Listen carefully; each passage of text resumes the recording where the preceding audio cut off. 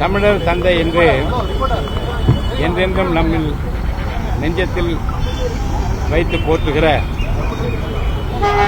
ஊடக அதிபராகவும் கூட்டுறவுத்துறை அமைச்சராகவும் சட்டப்பேரவையினுடைய தலைவராகவும் அவர் ஆற்றியிருக்கிற பணிகள் என்றைக்கும் நினைவில் கொள்ளத்தக்கதாக அமைந்திருக்கிறது.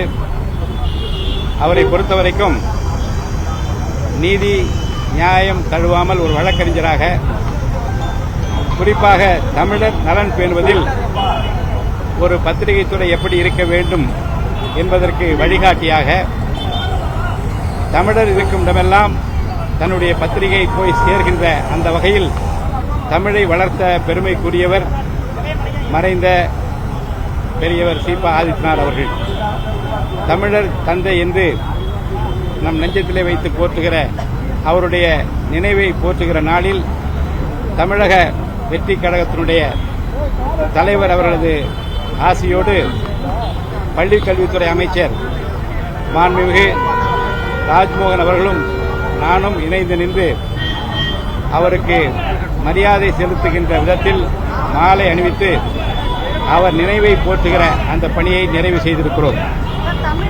தமிழை வளர்ப்பதில், தமிழர் நலன் போற்றுவதில் அவர் ஆற்றியிருக்கிற அந்த பணிகள் என்றென்றும் நினைவிலே கொள்ளத்தக்கதாக இருக்கிறது. அதிமுக சட்டமன்ற குழு தலைவர் கொறடா நியமனம் இன்னும் நடக்கல.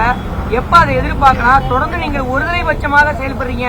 உங்களுக்கு ஆதரவு தெரிவித்த எம்எல்ஏக்களுக்கு ஆதரவா ஒருதலைபட்சமாக செயல்படுறீங்க குற்றச்சாட்டை இபிஎஸ் தரப்பு முன்வைக்கிறாங்க. எப்படி அணுக போறீங்க? நான் நடுநிலையிலிருந்து பணியாற்றுகின்றேனா இல்ல என்பதை நான் தீர்ப்பு வழங்குகிற போது இந்த நாடே தெரிந்து கொள்ளப் போகிறது. அப்படி குற்றம் சுமத்துகின்றவர்கள் தெரிந்து கொள்ளப் போகிறார்கள். இருவேறு குழுக்களாக பிரிந்திருக்கிற அனைத்து இந்திய அண்ணா திராவிட முன்னேற்ற கழகத்தின் இரு கூறுகளாக இருக்கின்றவர்கள் மனுக்களை எல்லாம் அளித்திருக்கின்றார்கள். அது என்னுடைய ஆய்வில் இருக்கிறது.